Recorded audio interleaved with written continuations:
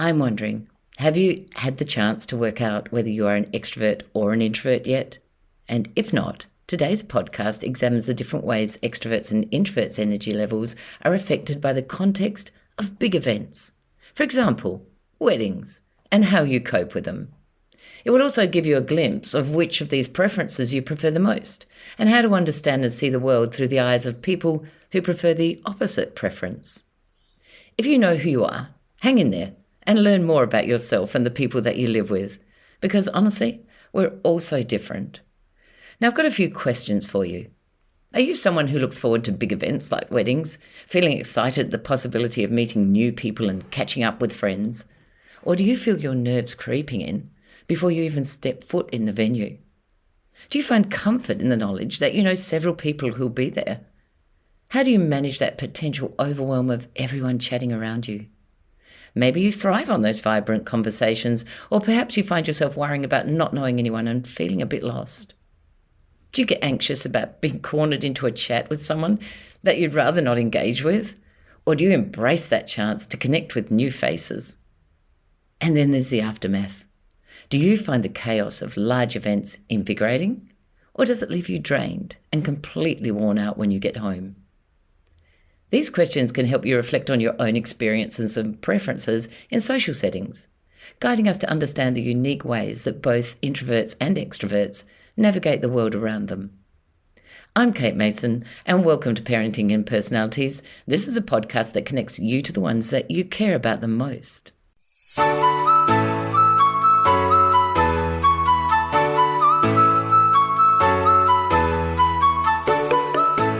If I could liken the preferences of extroversion and introversion to dining in a restaurant, for me, my daughter Cassie's recent wedding was like a smorgasbord.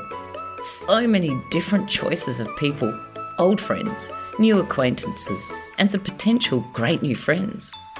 Whereas for my husband Paul, as an introvert, he would probably have preferred an a la carte menu, where he could pick and choose who he hung out with, rather than be inundated with people that he didn't want or didn't choose.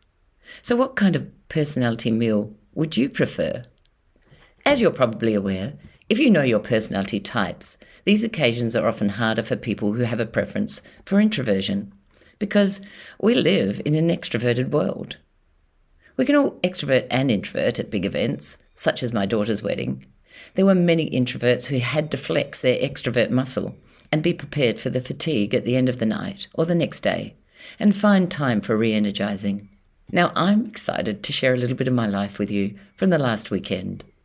It was absolutely monumental. Honestly, Paul and I celebrated our beautiful daughter Cassie's wedding to our wonderful son-in-law Sam, and it really was a night to remember. Well, at least we had a good time. We danced the night away chatting with family and friends, some we knew, some we just met, until midnight. We sent the happy couple off on their journey to forever happiness, well, a nice hotel at least, and one of my friends was staying overnight at our house. We chatted all the way home in the car, and the next morning we had a fantastic introverted heart-to-heart conversation, which was just what she and I needed. Oh my goodness, I really love having people around, but do you know what? The fun didn't just stop there. There was lunch the next day at our house for the bridesmaids, groomsmen, and Sam's family. Luckily for me, Sam's mum is an incredibly generous and organised person, and she bought so much food that I really didn't have to prepare as much as I thought. And you know what? As a perceiving type like I am, this was a lifesaver. I could save my salads for another time. We spent the afternoon celebrating post-wedding with some of the most beautiful people. It was a long afternoon, but as we all now knew each other, it passed in a flash. There were chances for one-on-one conversations as well as group discussions, so everyone's energy needs were met. When they all left, I was energized, kind of like a wind-up toy, and I couldn't stop thinking about our dear talented hairdresser friends who had styled everyone's hair on the day, closing their salon just to lend a hand for love. So why not invite them over for dinner tomorrow, on Sunday night? But then I remembered Paul. He was already feeling a little overwhelmed by the festivities, so I had to be clever. I decided to pitch the idea to him anyway by assuring that I would handle all the food and all the organisation without any of his help. And to my surprise, He agreed. So we had a lovely Sunday evening chatting to our very dear family friends about the wedding and the beautiful moments that we'd shared. But at the end of the night, just before bed, Paul put his foot down. He turned to me and he said, "That's it. No more guests for the next week. We're not having anyone over for dinner or lunch. It's just going to be us. It's going to be quiet." Bummer. I was having a really good time. But reluctantly, I do have to admit, I was exhausted. But part of me still craves that connection and celebration. So this week has been a quiet, much-needed rest. But I am getting socially restless. So I'm trying to fit in coffees with my girlfriends in my time out from people. Can you relate to this? Being energized by the outer world and de-energized by too much downtime? I'm going to take a deeper look into the core characteristics of extroverts and introverts.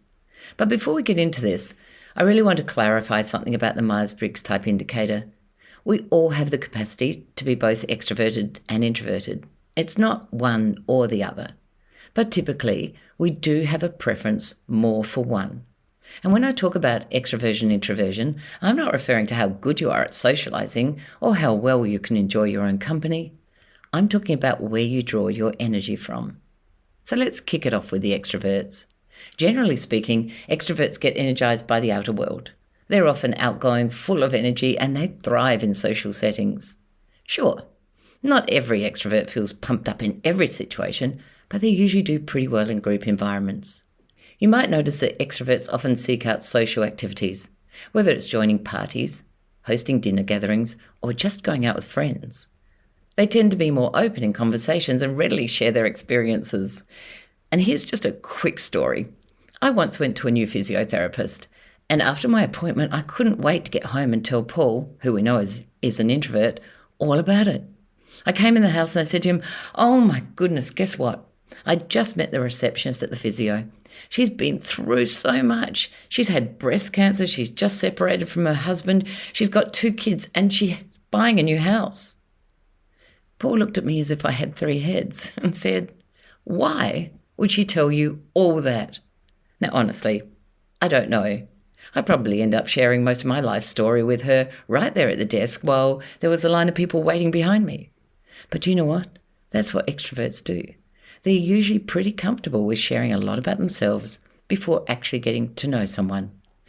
And by the way, that woman and I are really good friends now. And on the flip side, we have the introverts. Their core characteristics lean towards being more reserved and reflective. They often enjoy solitude. Not that extroverts don't appreciate some downtime, but introverts truly recharge by spending time alone or with just a small group of close friends. They can navigate that extroverted world just fine, and I know plenty of extroverts, including my son and son-in-law, who really enjoy larger groups of people, have lots of friends, and they maintain great friendship connections. However, they still need their downtime to recharge, and they engage in quieter activities, and they often prefer smaller gatherings over the larger ones. For example, my son has several close-knit circles of friends that he enjoys spending time with, but he knows he also needs a breather in between each social outing. He might come home from work, have plans with a friend, but he will take some time to rejuvenate. If you find that you can engage in the extroverted world but need to come home for a bit of downtime before getting back out there, you might lean towards being an introvert. Now let's take a closer look at how extroverts and introverts cope and feel and behave differently in social settings, particularly at big events like the wedding I attended on Friday. First of all, it's important to remember extroverts don't always feel completely comfortable when they don't know anyone in a social gathering. Introverts often assume that we do. I actually hate going into a room where I don't know anyone, and I am very extroverted. We still really like to have an anchor in that crowd of people, someone that we can go up to and chat to before we start weaving ourselves around the room and talking to people who could possibly be strangers. Nevertheless, since our words are typically on the tip of our tongue, if we walk into a room full of strangers, we can more easily engage in kind of light social chatter. On the other hand, if you're an introvert, you prefer to think through your conversations and generally like to know the person that you're talking to. And if you don't know that person, for you small talk can feel more challenging and it does require more effort. In most cases, You'll find that the extroverts are often the life of the party. They can mingle with anyone. They truly enjoy that buzz of conversations. They're the ones there leading group activities, darting around the room and making new friends. Although this can also be the introverts. Once they've had a couple of drinks in them and they're feeling more relaxed, they too can become the life of the party. I've witnessed this many times over the years. A bit of Dutch courage can work wonders. Now, the psychological impacts of these environments can be really different for each of us. For me as an extrovert, walking into that wedding felt exhilarating. I saw all of my friends gathered together, ready for a great evening. And there were plenty of Sam's family and friends who I hadn't met yet, and I was thrilled just to hug and chat and connect with them all. Can you relate to this? Paul, as the introvert, while he was happy to see the familiar faces, the noise in the crowds were a bit overwhelming for him. He found comfort in chatting to those he knew, but he definitely needed some time to recharge, which he actually did not have in that night. One of the guests informed us that the noise level was 104 decibels, which was similar to a garbage truck or a tractor being in the room with us. I have to admit, that was intense, even for me as an extrovert. You might notice that while extroverts are busy engaging in larger groups with conversation, introverts often gravitate to smaller groups or single people where they can enjoy a more meaningful one-on-one chat. For introverts, quality trumps quantity in conversation, so they tend to seek out those one-on-one conversations instead of mingling with the larger crowd. And that's exactly what Paul did. He found comfort in quieter interactions, although he, like many of the other introverts there that night, was kind of oscillating between extroverting and introverting behaviour throughout the night. And this often happens for most introverts in these settings. Does this feel like you? For extroverts like me, there was a rush of joy and excitement. I was seriously buzzing with anticipation. However, if I'm not careful, too much stimulation can also lead to exhaustion. I was loving it that night, but I know that if we extroverts don't balance our social time with moments of rest, we can feel really drained. On the flip side, introverts might feel anxious before and during large gatherings. That pressure to engage can be a real weight, and it can lead to feelings of apprehension or even dread as the event approaches. As I mentioned earlier, after big events, introverts usually need significant time alone to recharge and process their experiences. Otherwise, they end up feeling really overwhelmed. Unfortunately for Paul, he didn't get any downtime after the wedding, and after the weekend that I had planned, by Monday, he was feeling pretty shattered. So how can extroverts and introverts enjoy big events? For extroverts, it's all about maximizing engagement. Approaching others with open-ended questions could spark a deeper conversation for you. Something like, what brings you to the wedding tonight, can encourage sharing connection with the person that you're talking to. Starting off with a light-hearted icebreaker or a fun fact about yourself is also another great way to kick things off. And remember, do listen to the people that you're talking to. Extroverts can often find this hard when they go off on a tangent that's all about them. And if you do hit it off with someone, don't hesitate to exchange contact info and follow up later. That just adds more friends to that friend list. For introverts, it's essential to express your need for downtime. I heard several of my introverted friends saying to each other, let's just step outside for a little bit. Look for quieter areas to regroup. You can even use the restroom as a mini break just to catch your breath. Schedule your breaks through the evening and practice mindfulness techniques like focusing on your breath or taking a short walk to center yourself. And you know what? It's okay to plan an exit strategy too. Knowing how long you plan to stay can reduce your anxiety about outstaying your welcome. Remember that we all have that capacity to introvert sometimes and extrovert at others. But here's the kicker. Most of us have that innate preference for one or the other. So maybe you thrive at parties and love being around people. That's classic extrovert behaviour. Or perhaps you might feel most at home when you're curled up with a good book in a quiet corner or just watching some good or bad TV. And that's the introvert in you.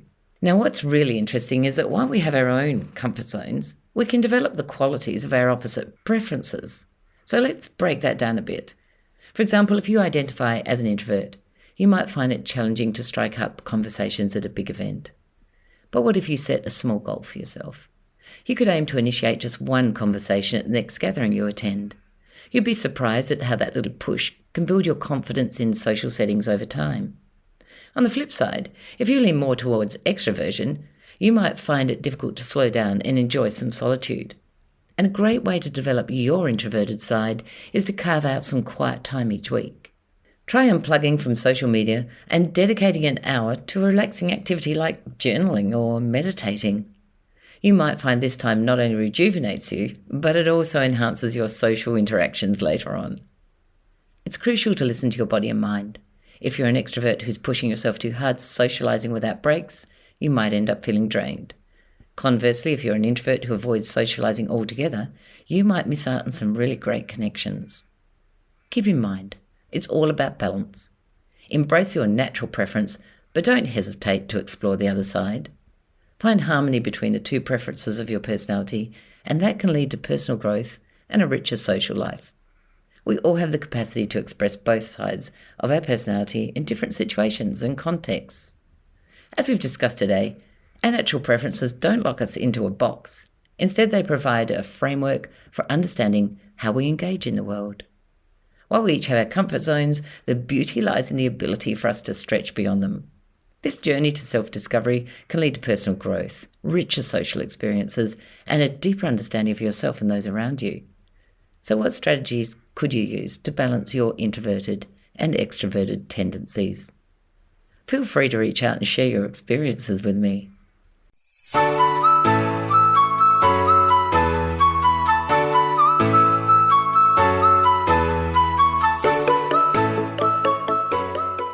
Thank you for listening to Parenting and Personalities. If you enjoyed this episode, we'd love it if you could leave a rating and a review. That would help others learn about this podcast.